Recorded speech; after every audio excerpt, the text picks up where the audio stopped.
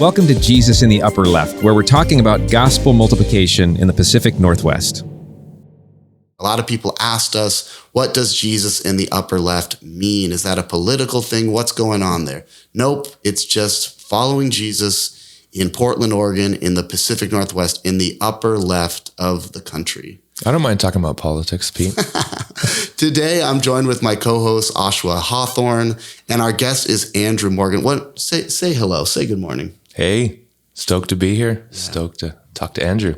Yeah, we've got Andru Morgan with us, and I just want to give you a few minutes to introduce yourself and tell our audience a little bit about yourself. Yeah, well, thank you so much for bringing me here. I'm Andru Morgan. I am from the Midwest, so I am what you would call a Portland, Oregon transplant. I've been here since August 13th of 2017. Used to run a homeless program and worked as a police volunteer. Like I was a volunteer chaplain. I would show up on like death scenes, things of that nature. So I was very invested into the church community in Tulsa, Oklahoma, and invested in the community in general. And one day just praying in 2017, in April of 2017, God just said, all right, it's time to go. And we knew exactly where we were going to go because a few years before I took a trip out here and I felt like it was where I was supposed to be. Wow. And I had spoken with my boss about it and he was like, yeah, he prayed and agreed with me on it. And so when I came to him that day,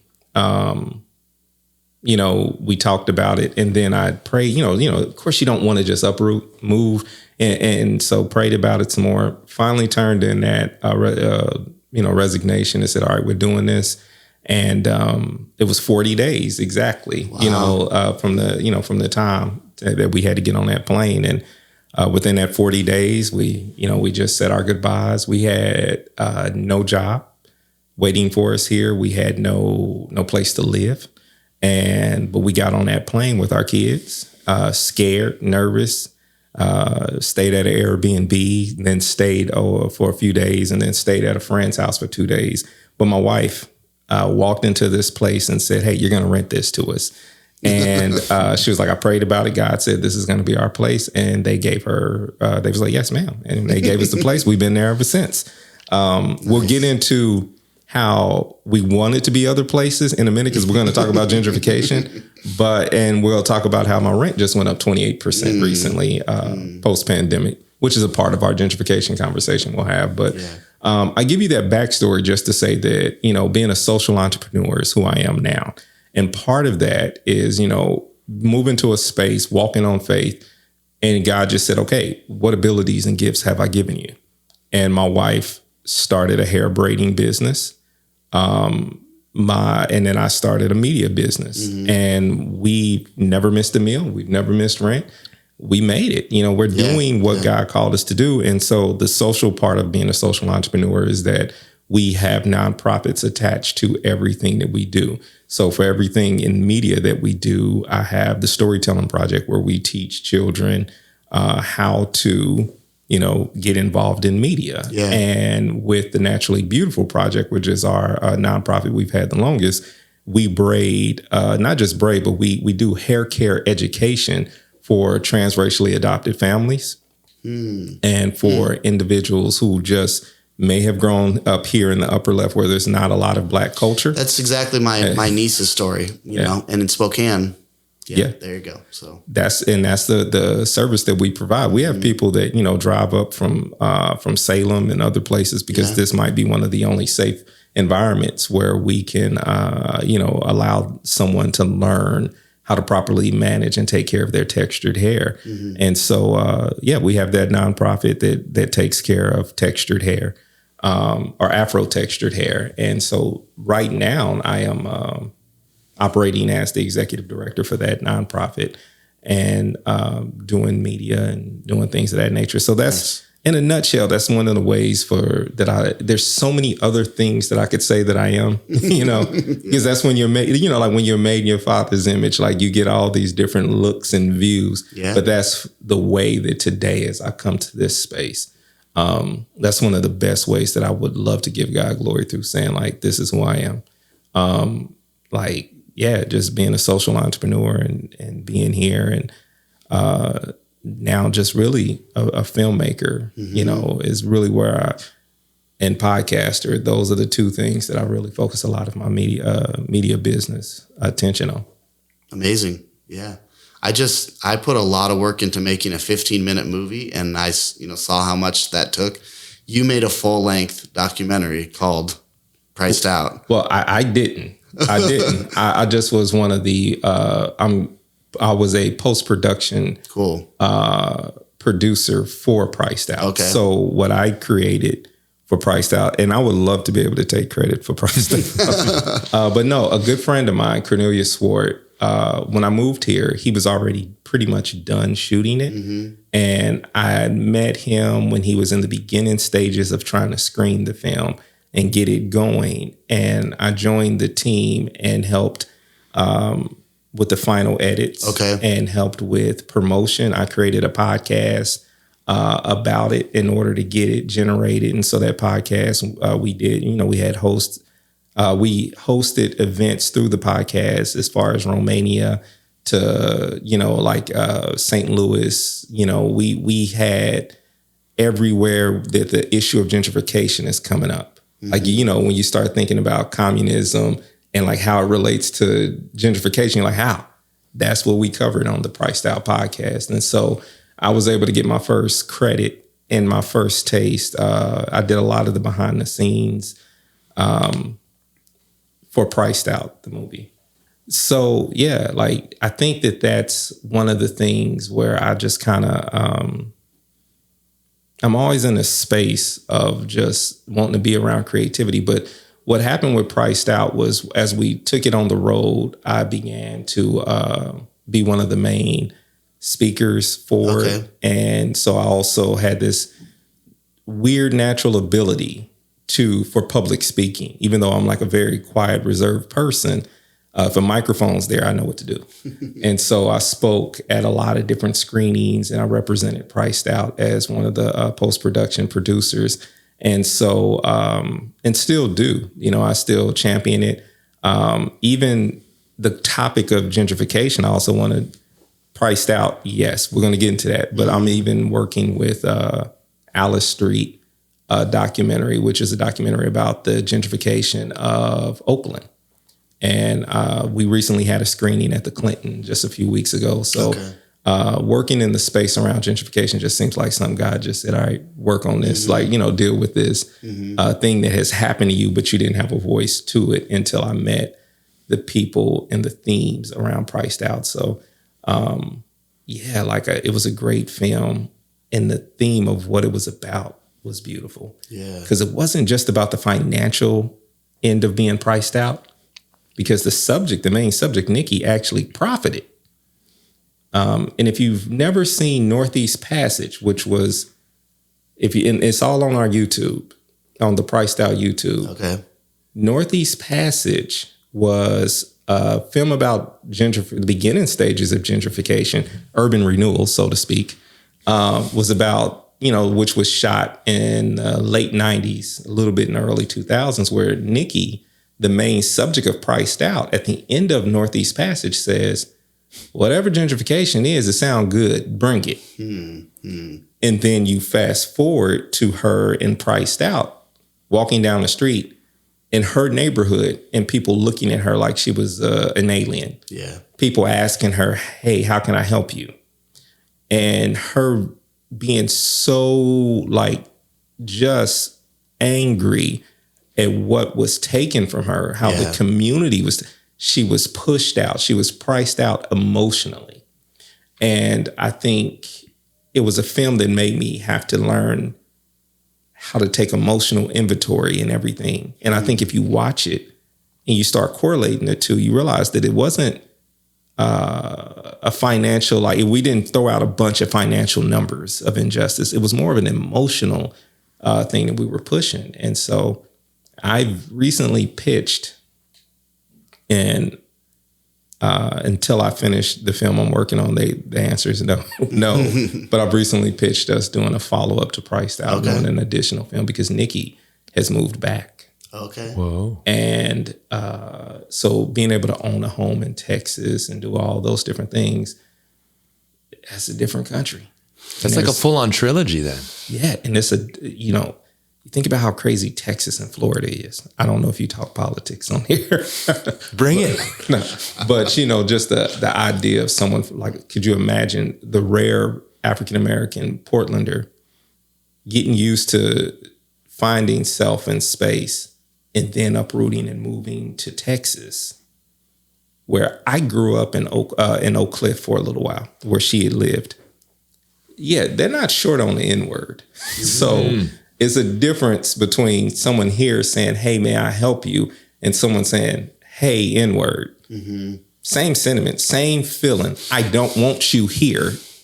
But one just gets to the point and says, this is what I think of you, instead of the roundabout, this is what I think of you. Yeah. Nikki said it real good in the movie. She was like, or in a post interview that you can find on the Price Style podcast.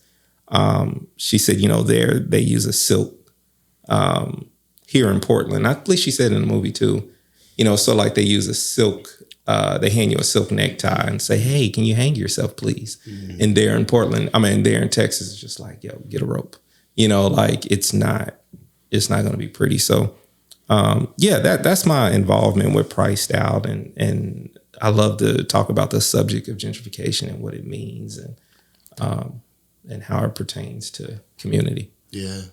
So I love in watching it how it doesn't seem to give any pat answers. Mm-mm. In fact, it through that's the story human element of Nikki's experience, right? Pre-gentrification, where she's in the hood and it's a rough neighborhood and all those challenges. She goes through gentrification and she's like, hey, this is not that bad. I'd like to be able to see the crime leave and the kind of that, right, the rising tide rises all boats, and she's just going along for the ride. And then that, right, like you said, that dehumanizing element of like, hey, people look past me, like I'm not even here. I've lost the community. And then it ends with the cliffhanger, or like what's next, right? She's got her pool in Texas. And then in a way, now she's a part of gentrification in a new community. Or at least like she's a part of this migration out of, hey, there's home values have gone up. Now I have some money. I have some freedom to choose where to go. And so I'd be curious if you could even kind of step back a little bit for someone that just like has no human connection to gentrification. Or maybe even doesn't understand some of the sociological complexities of it. How would you just give like, here's a primer 101 in like 3 minutes. This is gentrification. This is what it means. And then maybe, I don't know if another human story of what it's like to go through. Man. All right. So, and I'm going to say it from my human experience, and I'm not going to try to, muddy it up too much, but my first statement is going to be muddy. The doctrine of discovery is wrong. If you come to terms with that, then you can sit easy in understanding that gentrification is wrong. So community and space means something to everyone, and it is a part of the core context of who you are. So when we talk about American values, we love to look at this space in which, like post-war, where people are, what created the baby boom. Like that's what people love about America, because this was a time where men were leading their homes and all these things were, and women still had a sense of pride because they had just recently worked in the place, and everything is like great for white America. Mm-hmm. And so what happens is I love to take, especially if I'm dealing with someone who's old enough to remember that space of feeling like we overcame all these things that we didn't think we would overcome. Now we're exploring and enjoying the American dream. That was a perfect space for your average American and that loves America for what it is. And you think about how beautiful that is. It's like, we were relying on a lie, and then we stopped sitting on this lie. Like, so we got rid of slavery. So we're not sitting on slavery anymore. And we won wars. And we're having children. We're being fruitful. We're multiplying. This is beautiful. And then, of course, as we know, civil rights comes along and ruins it, as it should. But it's like this is what Donald Trump and Reagan won on, is to bring people back to this core space. And then, you've got the great generation just telling you like, we were great. It's literally in our name, and so you've got them doing that, and it's creating this rub with the boomers, and it's creating this rub of like, we got to be great like dad and mom was. I'm bringing maybe the audience that I want to talk to the most about this, bringing you back to that core warm and fuzzy. Now, I am describing it through my way because it's not warm and fuzzy. I wish I could make it more warm and fuzzy, but I'm going to let a little truth squirt out every now and again. And so the thing that I love about bringing people to like, what is the best ideal situation? Black people were over there doing their thing because Jim Crow kept them there. All you could see was just your space, and America became your community. And then anything, and this is how we birth nationalism, right? So when I bring it back to me and I say like, imagine like someone coming for nationalism, like someone coming for this feeling that like, oh, it bonded all of us together. It finally got us, we're a baby country. So it's not like we've got hundreds and hundreds of years of like, well, like these other countries do. We are a brand new nation. And so when I talk about like what gentrification means, that's us as a whole. Is like I talk directly to white Americans typically and say, hey, you got your slice of the pie. And what if someone just took it from you? What if someone says, ooh, I like that slice. I'm going to come and take it. And I'm not going to give you nothing for it. I'm not going to do anything, to make it better. I'm just going to take it. Yeah, I know you worked really hard to create that community. And that's what it was. So to bring it back to my part and over to my side, regardless of the way media portrayed us, walking around in a black community, walking around in a community where people look like you, and, it was the same warm and fuzzies. We didn't have a right to nationalism, but we tried to have black pride when we could. We tried to have ways to feel good about ourselves. We were proud of that. We rose up from slavery. We were proud that we had strong faith. We were proud that like we had an amended Bible that took, 60% of the New Testament out, or 60% of the Old Testament out, and 40% of the New, and like only these pro-slavery scriptures was taught, but yet Holy Spirit still allowed people like, Harriet Tubman to lead us out. So like we had a strong sense of self-worth.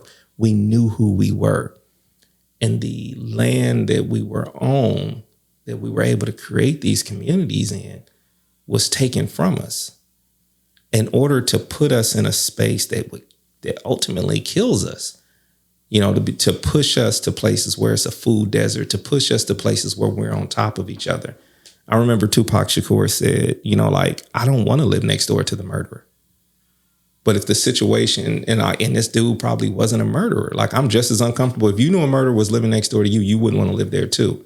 But the situations around us are creating it. And it's like to think back to someone like that was it. Like I lived next door to some killers. But I was comfortable with them because, one, I grew up with them and I knew the situations and the circumstances that was created with, through the gentrification process and through all these, like when you create blight, you're also creating this open space. So I've seen my community crushed and taken away by forces that were bigger than what we had. So, yeah, like for me, our American dream is a human dream. It has nothing to do with America. We were getting, to be able to be in these communities and go back to how we were, where we were from. We were connected in our tribes before we were stolen away from them. We knew how to survive in community. Yeah, we had fights with other tribes and things weren't perfect. And that's how, and that self-hatred in between tribes is how, colonization was able to leak in, but it was still ours. To feel bastardized and have nothing, and then have the nothing that you have being taken away, is gut-wrenching to your soul. And it's harsh. when I see a no trespassing sign, I think about the concept that the no trespassing sign is always you put it up on your house and it's just to tell people don't come in. When you think about how it became popular in the U.S., when you think about slaves were foraging off of the land, and then once they weren't slaves anymore, no trespassing laws were put on the books. We had a bunch of, we wanted trespassing as a part of the new country. It was a part of the original fibers. And then America, post-slavery, then all of a sudden creates trespassing laws. This stops blacks from being able to forage and go on to land where they've been growing okra for years and growing these things. But it's like, and if I catch you trespassing, now you gotta work for this person to pay off the debt. It was a way of putting people back into slavery. And so for me, it bastardizes me. It makes me feel like gentrification makes me feel like I have no home. It brings up this long-winded topic that I went from doctrine of discovery to all these posts, and it's necessary because you didn't ask an average person who doesn't think about it. When you have to sit with it, you wrestle with it, find out about it. Yeah. I just gave you who I am with gentrification. It may not fully be entertaining. It may be long-winded, but it's who I am in that subject. I feel like a bastard child. I feel like I've been forgotten. And it hurts. But I'm a fighter, so I create community. And I realized that part of attaching community on stolen land is like, for lack of a better term, this is not articulate, but it's like peeing in the wind and expecting to stay dry. It's like there has to be conciliation, between those who are on this land and those whose land was stolen from them. And so to bring my full statement back full circle, that's why I say the doctrine of discovery is trash. Can you tease that out just a little bit for someone that says, hey, I'm not familiar with what that idea or doctrine is?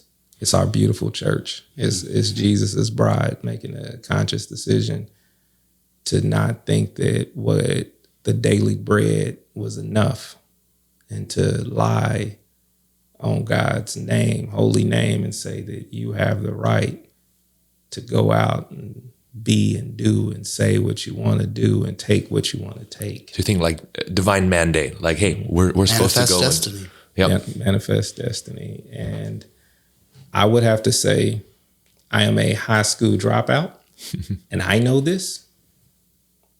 Look it up. Yeah. I'm not an educated man. I know what it is. If you want to know, if you want to stay uneducated about something, don't. Yeah. Do it. A good friend of mine, Mark Charles, he wrote a book about it. I was just going to say that. I mean, he was a pastor in my denomination until very recently, so I'm quite familiar with the book. But people need to go out and read it for sure. Yeah, Mark served as a mentor for me and my wife for a very, very brief season. And it was during 2020, and we really never got into mentorship. We just had time where we end up just talking about what was going on over Zoom. But I did get a chance to spend a lot of time and learn a lot from him about that particular subject. And him and Randy Woodley, I think it is, over at... it was based here in Oregon. Mm-hmm. What's the book called? Doctrine of Discovery. Yeah. Shoot, man. Yeah, it is. But yeah, those would be, I would say, look some things up. I have this thing where I'm like, we're headed into like this AI generation, and we're leaving this Google generation, and AI generation is coming in, and it's like one thing I've learned from the Google generation is like, yo, Google it, like. And then Google it twice, like, and then Bing it just if you want to be in a weird place.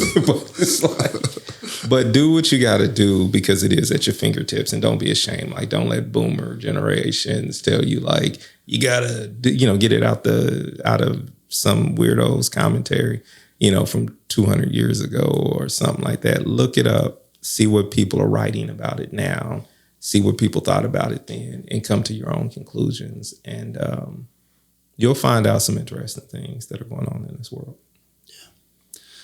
So what's going on with gentrification now in Portland? Like the last 3 years, basically, because a lot of things have changed. So as Priced Out ends, there's this semi-celebration about rent control. And so as you look at rent control around the nation, Portland kind of led out. Like a lot of places have different forms of it. Like New York is really known for its isolated rent control, which was like another form of, God, I hate to just throw this word around, but it was a way of keeping the neighborhood the way you wanted to keep it, so to speak. And so, but it was individualized. Legislation is a unique thing because rent control, like everyone in the legislators, no matter state by state, if you start looking at the stats, very rarely is a renter ever in any, the House, the Senate, there are no renters in it. It's all landowners, all people who are probably also making money off of real estate. And so there's always real estate friendly laws. And so for the 10% that came in, people were very happy, but it recently was changed to 14%. What we noticed is with that, what I mean by the 10% and 14% is like if a landlord wants to displace you or wants to raise your rent, they can't do it more than 10% within the term of that lease. Yeah. And so what they would do is they would raise it 9.99, and that was legal. It was no fine for it. If they were to say, yo, I just got to raise you 12, then what ultimately happens if that person says, well, I'm going to move because I can't afford it, then that landlord would be on the hook for paying for the moving cost as well as the cost of like the deposit for the next place. But they could also they can make really minimal improvements to the apartment. Because I had a rent control apartment in New York and I had a rent stabilized apartment. Mm-hmm. But as soon as you make enough improvements, it's very advantageous to the landlord. Now, to your point. Yeah. And there's a conversation I want, and we'll probably have to have it off air. What time frame were you in New York? 2010 to 2017. Okay. So the interesting thing about New York and gentrification, that people love to ignore this part of the gentrification model because it was one of the ugliest things when it came, like gentrification of New York from 1970s all the way up to 2000, probably 10. You just saw like the Bronx burning and all these different things and slumlords, coming into Harlem and Brooklyn and all these places and like, hey, I'm making these improvements. And they were really just like cutting the lights off for 2 months, blighting the place to make people have to leave. But as it pertains to Portland, what we recently experienced is 14% was the jump that it went to. But here's the thing. Most people began to be priced out of Portland and they went to Washington. Yeah. And the most interesting thing happened, and this is with me. You mean just to Vancouver? Vancouver, Vancouver. And so Vancouver, Camas, those type of spaces, you get a really Hazeldale, you were able to buy a home in Hazeldale really cheap 5 years ago. And so what's recently happened is, a lot of people who brought those homes, the value is going up. They're, going and getting other homes and moving on. And now Hazeldale starting to have a renter's market. And so as a result, post-pandemic especially, most interesting thing that kind of happened was that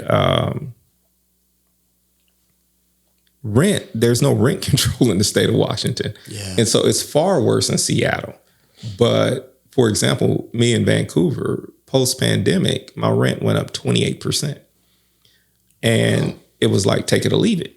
Mm-hmm. And you look around and all of a sudden the cost of Vancouver in Clark County in general is now like 2 or 3% more than Southeast Portland. Yeah. And you're like, okay, so do I move back into Portland? And in Portland's like, yeah, guess what? 14% rent increase is going to be, permissible. And state income tax. Yeah. And so all these things are coming in. You're like, and then, inflation, because, of course, politicians have to find a way to punish us for someone being elected that they don't want to be elected. And so it's one of those things where it's like, I can't afford to move. I can't afford grapes. I can't afford, gas, all these different things. And I think people are we are now a city of the working poor. And I think that's what and gentrification comes in cycles. We always see it. We think about like it destroys an urban community, but then it destroys an urban community by definition of the word urban. Like at first it's like, yo, we're going to call it urban. We're going to call it urban renewal. Basically, we're going to extinguish all the blacks and browns. But then that space in Detroit is a really perfect model to look at if you want to talk about what the future of Portland is going to look like. Detroit. So the Chinatown model in Detroit, Quicken Loans owner, the guy who owns the Cavs, Dan Gilbert, and the family that owns like the Red Wings and Little Caesars Pizza, they own all of downtown Detroit. The two families own the entire space. And they moved all of their businesses, all of their interests there, even their employees. So the gentrification of Detroit went where it was like, hey, we're going to blight out all these spaces and we're going to stigmatize in the media all these other spaces that other people would have to naturally go to. So it's sort of like, we're not going to go to 8 Mile and we're not going to go all these different places. And so the Chinatown was like the last holdout. But they eventually got to it as well and displaced an ethnic community without any pause. So you take a look at Portland, 2020 happens, and it's funny how we talk about it like it wasn't a year, but it happens, and Portland is 2023, and Portland is people still ask me about downtown Portland. Oh, yeah. And we're starting to see the signs of it, like that there's still some blight, there's still some things there, but we're starting to see people, the property when, people who had invested in Portland, we thought Portland was gentrified as far as it can go just because it brought in one form of middle class whites to the space doesn't mean that it was done. Yeah. And so now they're trying to bring in that next tier. And that's what we're starting to see. So the next probably set of homeowners or people who have space in downtown and Northeast Portland are going to be another group of people probably from California or other places where they can afford, it's going to be, the cost of living is going to continue to go up. This is we just went through 2020, just provided like a fast forward. But I think that's my suspicion. But it's rough right now. And we're starting to see college graduates start to say they don't want to come back here. We're starting to see people wanting to take their brain trust somewhere else. People don't want to live in this space anymore. And it's becoming somewhat of a problem because, people come here all the time because there's business here, but people don't stay. Yeah.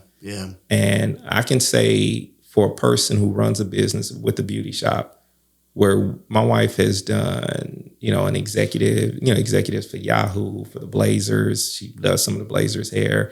She's involved with some of the people in society that are in Portland that are doing some really great things.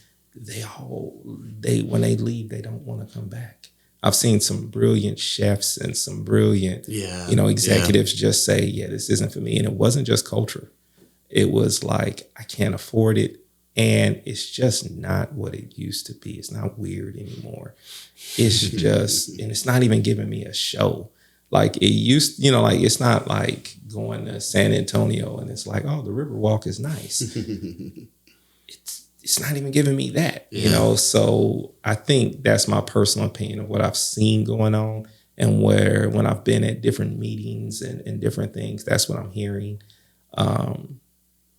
And Vancouver, which is Portland area, downtown Vancouver is completely gentrified and have pushed a predominantly homeless area out. And it's weird to see it. Yeah. Go ahead. I want to ask one question. Mm-hmm. So everybody kind of knows what's going on with downtown Portland right now. Mm-hmm. I mean, that live here. And there is a movement of the, mostly white evangelical church. The Palau Association is very involved with whom I love and respect and everything. And they're doing a season of service, like kind of starting now, leading up to the end of July. There's going to be a gathering on the riverfront with, a diverse group of musicians and worship leaders and that sort of thing. But they're really trying to get the church back downtown for a Sunday afternoon, but also like really truly serving people on the margins and the houseless thing. Would love your thoughts on that. Like what's the potential for good in that, and what's the potential for evil? Unintended consequences. Yeah. Well, the church has always been at the forefront of gentrification. Whoa. Keep going, man. Keep going, bud. So it's not shocking. It's like Manhattan is owned by, the majority of Manhattan is owned by a church. The Episcopal Church. Yeah. We can say that. Yeah. And, I have a close friend who's funded by that church, so I didn't want to say the name. But it's like, We name names. Yeah. So to see the church trying to do that, it's just like, hey, it's the same, it's, I've divorced evangelicalism and denounced it. And it's sort of like, you don't want to talk bad about your ex, but sometimes it comes up and you just got to say something. Mm-hmm. I'm not saying that their efforts isn't good to them. Mm-hmm. I don't think it's reflective of Christ sacrificing and giving its all. Like, yeah, I think we have a responsibility, and I'm not criticizing the people I don't know them to criticize what their effort is directly, but I liken it to saying, like, leave your gifts at the altar, please, because you've got to get right with your brother. Yeah. So how dare you go and try to like say, let's be here when you haven't done anything to reconcile with, the African American, the Native American community that you've neglected. I worked for the Methodists, and when I didn't know much about the Methodists for a long time until I worked directly for them for a number of years. And I realized this neighborhood model that they used. Like I pastored Park Rose United Methodist out in the Park Rose community. And that community, which is where I live, by the way. It was built around Park Rose. Mm-hmm. Like they built this Methodist church there, and then like the neighborhood around it develops. The schools come. The church is like, it was just this little bitty church, and then they built these other pieces. And at one point in the 80s, late 70s, early 80s, this church is booming. Mm-hmm. We're talking, 1,000 members on docket. Wow. Mm-hmm. They built a nonprofit. They were the community. And then it slowly, of course, dissipated. But it was like, that was part of like the Jesus movement, which was matched really well in Portland. But that's what I mean when I say like the church has always been at the forefront of gentrification. Like that, and the deeper meaning of what we talked about earlier, like just coming into a country and being like, hey, this is ours now. Yeah. This is Jesus said so.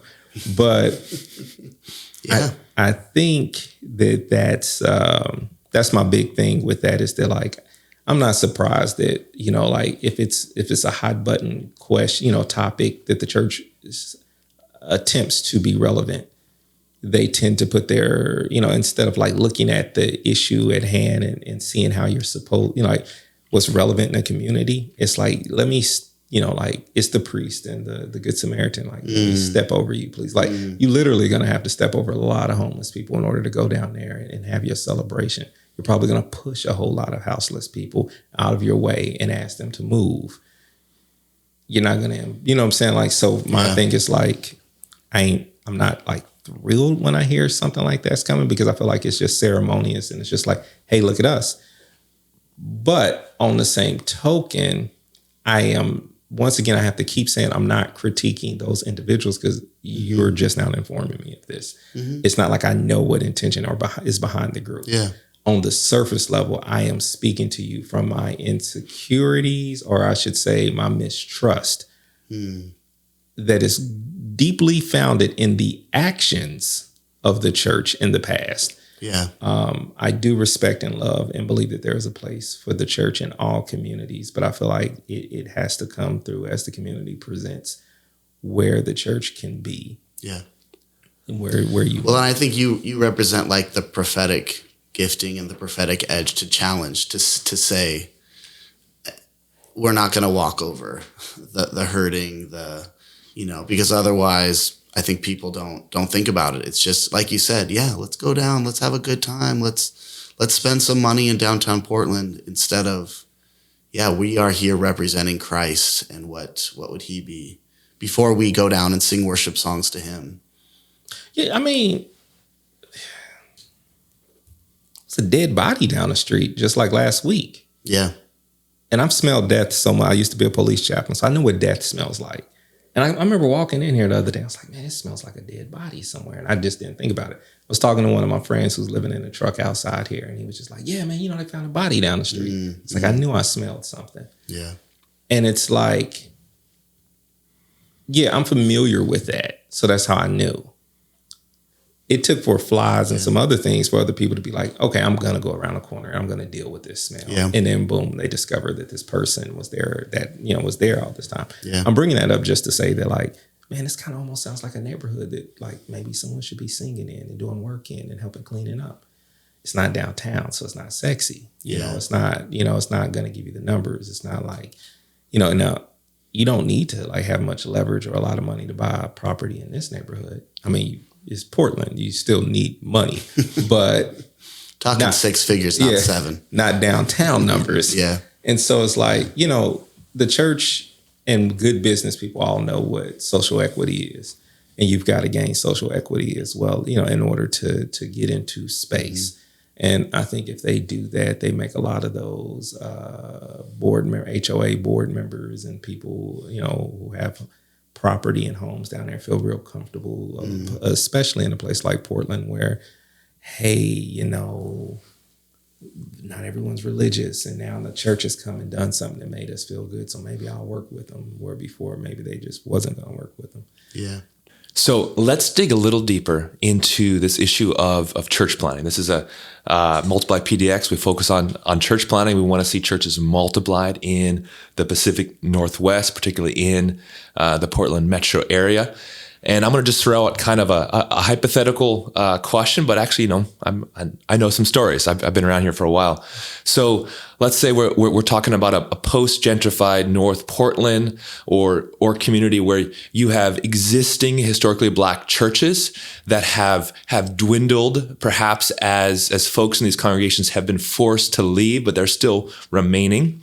And then you have a growing kind of Portland hipster community that's there, and you have, let's say, this called of God church planner. He comes out from the South, and he raises a bunch of money, and he's going to reach his context, which is microbrew drinking, coffee roasting, white urban hipsters, and he's preaching the gospel. He's doing it for Jesus, and you know what? Folks are coming. And this church plant is quote unquote successful, and they're reaching people. People are meeting Jesus, and they're in this post gentrified community, and they need a place to meet. And lo and behold, here's a smaller historic Black church, and sure, you can meet in our space, absolutely. In fact, actually, we're not paying the bills so well anymore, so why don't you even just take over the church, use this building, and there can be some really beautiful things happening, and Jesus is working and doing things, but there's very real costs to it. There's very real social dynamics, right? If you watch Priced Out and you know the history of that neighborhood, of why that particular Black church is now in decline, why there are now urban hipsters that this new church is able to reach. And then let's say they're connecting with some suburban Christians also that want to go drive into this hip new church. And so now you have a lot of majority culture suburbanites coming into this gentrified community. Maybe they want to be missional, so now they're going to move into the neighborhood and be a part of reaching this community, but also a part of that gentrification process. So I'm just, you made this comment earlier. Hey, the church has been on the forefront of gentrification, and I'm imagining talking to some friends that'd be like, what does that even mean? Like, what are you talking about? I'm just ministering for Jesus, right? And so I just kind of try to paint a hypothetical / actual situation where that kind of maybe illustrates that role that the church has, where you have these unintended consequences. But I'm just wondering if you could either tease some of that out, or maybe even some of the human story of what that cost is, what's that's like for that historically Black church, or what that's like, and that role that cool new urban church plant has in that situation, and just stir up the problem a little bit, stir the pot. We don't have to get too quickly to solutions of how we can think differently, but just help me to feel how maybe that the church can be a part of the problem. So I'm going to give you a real life example, but it's going to be in reverse to some extent because, well, let me start by answering part of your question by saying the historic Black church in church culture. And this is as a person, I remember going to a United Methodist church in the Bronx that didn't have like working power outlets. And it was just like crazy. Like we went there for a meeting. We flew in just for this thing. And it was just like a really, really old building, and it was in bad shape. But then went to historically white United Methodist Church, and it was remodeled, it was renewed. And the thing was, there was no money in the tithes and offering bucket in the Black church, or enough money. And there was more money. There was more people leaving an endowment. And that endowment wasn't being like, though they're not sharing the money with the church as a whole. They're keeping it for themselves. So that brings me to one of the real life examples I can give you of what it looks like, but in reverse to some extent. Me being a Black man and my wife being an African-American woman as well, we were assigned to a predominantly white church that formed in the 1950s, late 1950s, early 60s, and we were brought in toward the tail end of the church. It went from thousands to then having when we showed up, 40, maybe 50 members, maybe 80 on the roll. The average age was in the 70s, but I had members that were as old as 96. I had one lady tell me all about her time in the Great Depression as a child. And I was like, wow, Yeah. So, and the concept was, come into this space that we have and use it. And that was what the intention was good. But culturally, I knew that, this is going to be a little bit of a clash. And I remember one of my first days there, someone was like, hey, are you going to turn this into a Black church? So the church knows and understands the segregation started with them. And that goes beyond like Black and white. That goes into just like Protestant versus, you know what I'm saying? So, the church has been good at segregating for a long time and segregation. And so that cultural rub that I was always trying to be sensitive to, I recognized was just, it never was going to work because I wasn't seated in the position of power. I was the hopeful. I think you have to hear what I'm saying when I just told you. And when I'm saying I was not seated in a position of power or authority in the space. I was the lead pastor. And I'm going to repeat it again. I was not in a position of authority. This has nothing to do with the attitudes of the individual people. It has everything to do with when people say that racism doesn't exist. I just see you as a person. Or if they say that you, Andrew, are being racist. I am not seated in a position of systematic oppression. If I'm quiet and I say, I'll just do it your way, then now I'm being complicit with my own oppression. So when you're this well-to-do, like, I just want to come from the Midwest and God called me to this heathen country and to come save these souls up here in this wild country, the only thing I can say, is like, it's interesting. It's just that, like, for me, I wasn't seated and I couldn't change it. If you are seated in a position of authority and people see you and they say, we've got to listen to him, you understand you're going to change the culture, because by default, whether you want to or not, you are seated in that position. You're at that table. So you need to make sure that if you are at the table, look around. Are you alone at this table? Or is everyone like you at this table? That's not God's table. Mm-hmm. Those disciples that sat there with him were all different. They all had differences that made up this unique thing about them. When you look at just even the tribes of Israel, different. Mm-hmm, mm-hmm. Like, God chose us and gave us these differences. And when you refuse to be at the table with people, and I have to say the word refuse, because if you look over and you're like, this is comfortable, you're accepting the concept that, like, this is comfortable. Me being in this homogenous setting is comfortable. Like, so walk away from it. Do your best to figure it out. Think about what your game plan is around that first, because you're going to take over that space. It's too many things in the system that is working in your favor. Do not pretend that they don't work in your favor. Do not hide and duck. Change it. Do what Jesus would have did.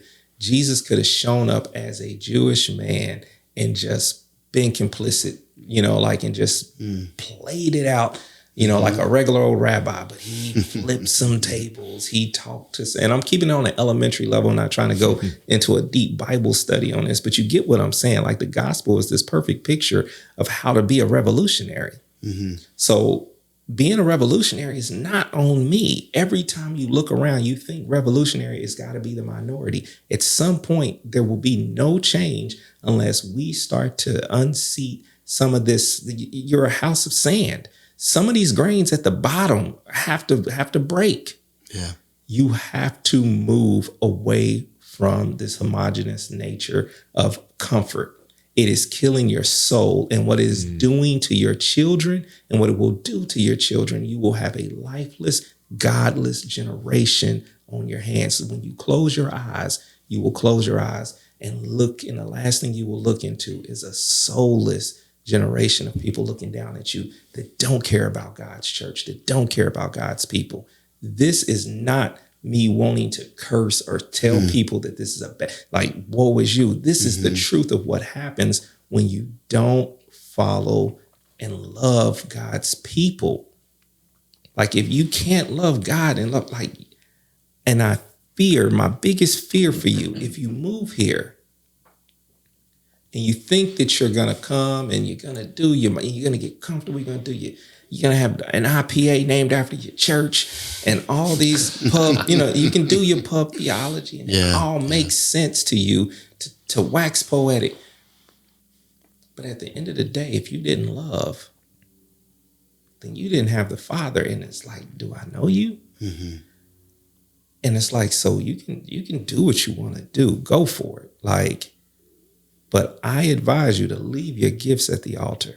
Like, I beg all the time, go and get right with your brother. Yeah. That means you've got to live in space with them. So is it wrong for you to want to come and move into the neighborhood? No.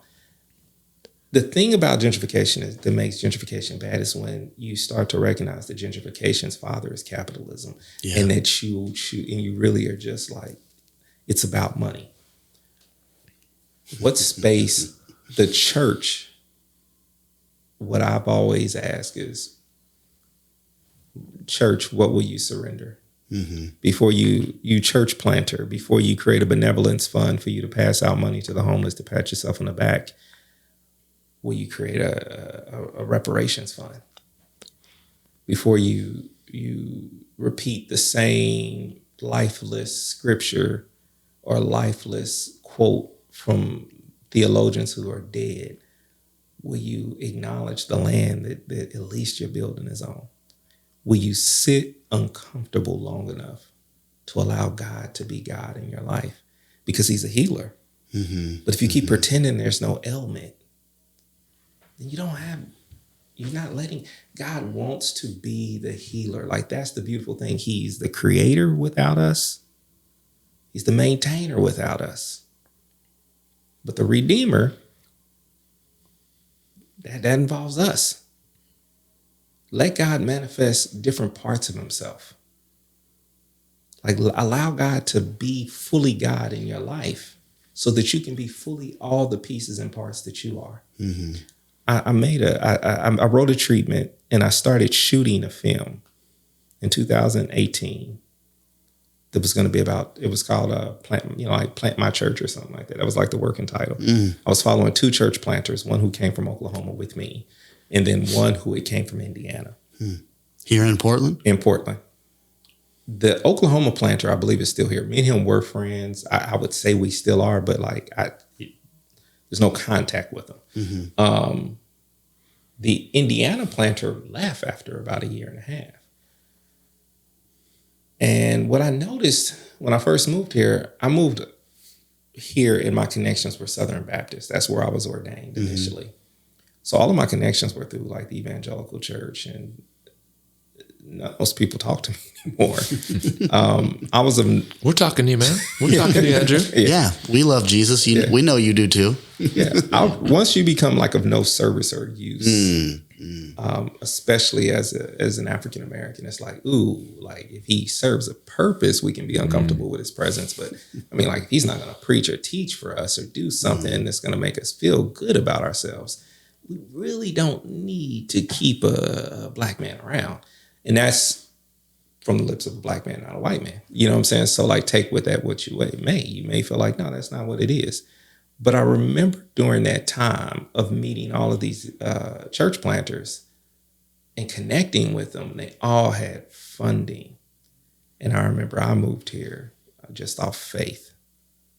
And I did a little bit of crowdfunding, and like a few people from, who knew me that I helped change their lives. They were like, here's $1,000, here's a couple of dollars. I never got over like $10,000 in funding. Yeah. And still, I'm not the ideal of what you want to fund. Even when I found funding, every penny is scrutinized. And one of the things about funding that I would like to say, that if anyone who's in charge of funding and they think about funding, think about the racial wealth gap and what that plays in. I remember I was funded by an organization, and they were like, yeah, buy everything that you need and then just give us the receipts. Well, I don't own a home. I don't have like any like equity off of that. There's no generational wealth. I lost my mother to COVID in 2021, and she didn't have money to leave behind. We could bury her comfortably, but without asking, but there was no inheritance. There's no property or anything. When I say that, just to say that, like, the likelihood that I can go out and buy the sound system that my church needs, and then trust that when I give you this receipt, which you're going to critique because I don't look like the other person who was turning in the check. Yeah. And so my my return check is going to come back a little bit later because you really want to go through it with a fine-tooth comb. There's a distrust of the system. Like, am I going to get my money back? But even outside of that, the thing that I want to say about that is, like, keep in mind that the racial wealth gap is real. So when you fund people of color, you may have to just trust them with the money. You may have to just fund them and let them make mistakes with it because they're not generations deep in money. You may have to reinvent the wheel and not use your father's system. You may have to start requiring something different. Churches, start being fiscal sponsors for young Black people who are saying, people of color saying, well, I want to fund it. I want to do this reading program. Be a fiscal sponsor so they can go out and write those grants. Yeah. And the organization can be known in the grant community. Do the work. So when I talk about earlier, like the responsibility of the church before you open up your benevolence fund, to open up a reconciliation fund, that's what a reconciliation fund in motion looks like. You're putting money in the hands of people who don't normally get it. And you're putting it in there in a unique way where it's like, hey, I trust God enough. And I see the God in you. See, because when you stop seeing the God, like when you start treating people, when money comes into play and you don't put the money in my hand because of this, and this, it makes me start to go back and question, well, am I Christian enough? See, that's what the divorce of evangelicalism messes you up. I've been divorced in real life, like, not metaphorically, messed me up, but not like leaving the church because it gets you to the point where you start to think, do I believe? Am I good enough? All these things. Yeah, it's been amazing being with you and having this conversation. Thank you so much, Andrew. Yeah, thank you. Thanks so much for joining us for this episode of Jesus in the Upper Left. We want to ask you a quick favor. Would you please subscribe so you don't miss a single episode, and share with those that are in your life that might benefit from the content. Hit the notifications button, rate and review, of course, and then head on over to upperleftshow.com where you can find bonus content, opportunities to connect with those around the city that are doing similar work as you, resources to help you, and just a way to connect to the community. We hope to see you again next time.